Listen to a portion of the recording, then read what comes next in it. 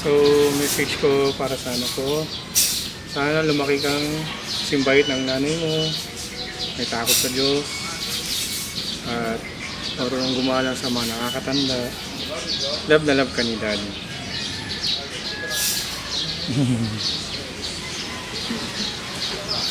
One, go. Happy Christmas, Bisaya. Sana lumaki kang mabait at may takot sa Diyos at maging mabuting bata. Mahal na mahal ka namin, babe. Mahal na mahal ka namin. Okay, sabay-sabay ha. 2, 1, go. Mahal na mahal ka namin. Yeah, smile. Salo. Okay. Yeah.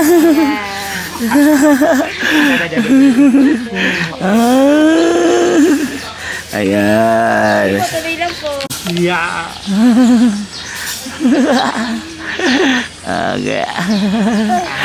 Okay. Sige mga video lang.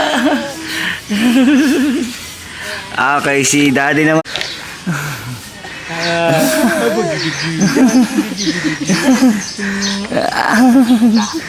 Okay, tapos sabay.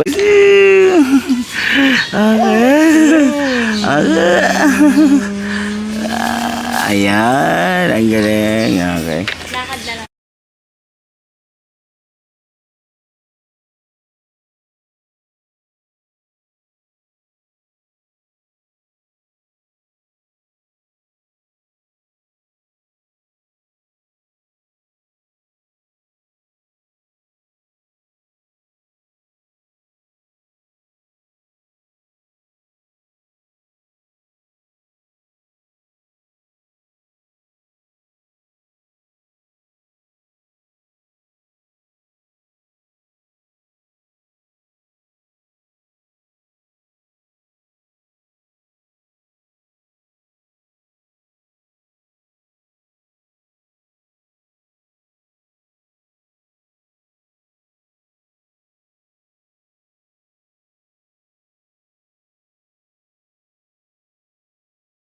Birthday na Lucia, birthday na Lucia, birthday na Lucia.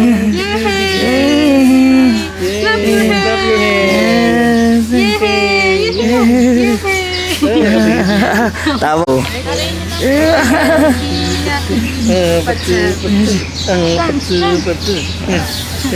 Okay, ganun tayo. Ang tuloy ko lang.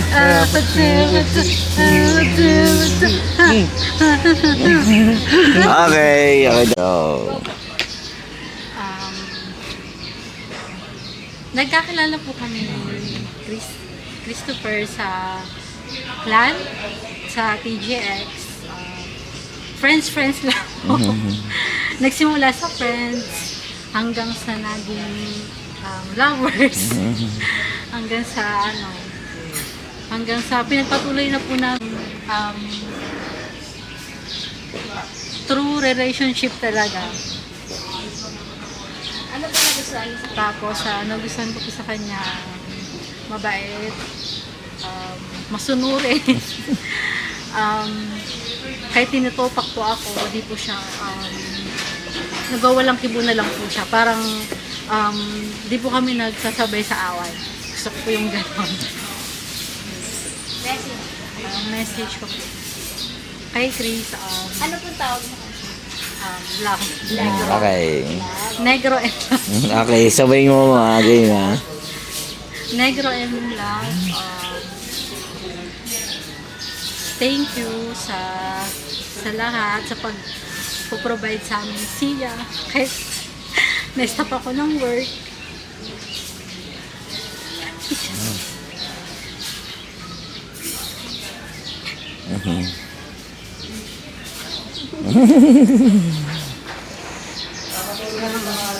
Andyan ka lagi sa amin siya para mag-provide kahit gaano man kahirap, pero nagagampanan natin yung pagiging magulang natin sa nagiging maayos tayo dahil may siya. Yun po. Tsaka mahal na mahal po. Mahal na mahal po. Tsaka ano ma'am, yung message sa pamilya niyo. Sige. Okay. Kay siya tsaka kay sir, yan. Pamilya niya. Sa family ko po, kahit di po kayo nakadalo dito sa ano ko, sa special na araw, kay Zia, at sa amin. Dahil naiintindihan ko na malayo po kayo, nasa Bicol, pero dama ko pa rin po yung pagmamahal nyo kasi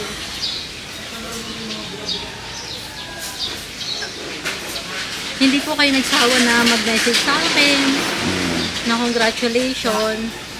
Pero soon, uwi kami ni Sia para ma-meet niyo din po siya at ng lola niya. Not because... Nagkakilala kami niyan sa clan. So, yung name ng clan is PGX or The Generation X. It's way back 2013.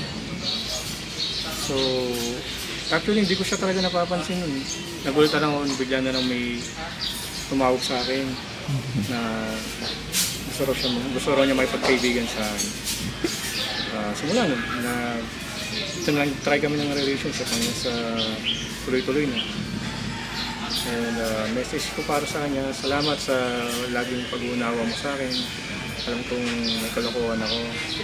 Pero parte na ng pagiging gwapo ko yun. Yun lang, sana haba mo pa ipasensya mo sa akin. And sa family ko, salamat sa pagtanggap kay Ann. Kahit na malaki ang toyo niya sa utak at saka pagiging dragon niya. Yun lang, sana pasensya mo pa ako. Sana haba mo pa yun. Mahal na mahal kita. Anong tawag niyo kay ma'am sir? Mahal na mahal kita. Saan yung nagustuhan niya pala sa kanya sir? Ang nagustuhan ko sa kanya yung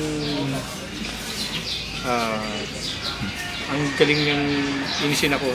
Tapos pag nainis na ako, tuwan-tuwa pa siya. Kaya yun. Kaya siguro numipis buko eh. Dahil doon sa stress ko sa kanya. Yun lang. Okay sir, thank you.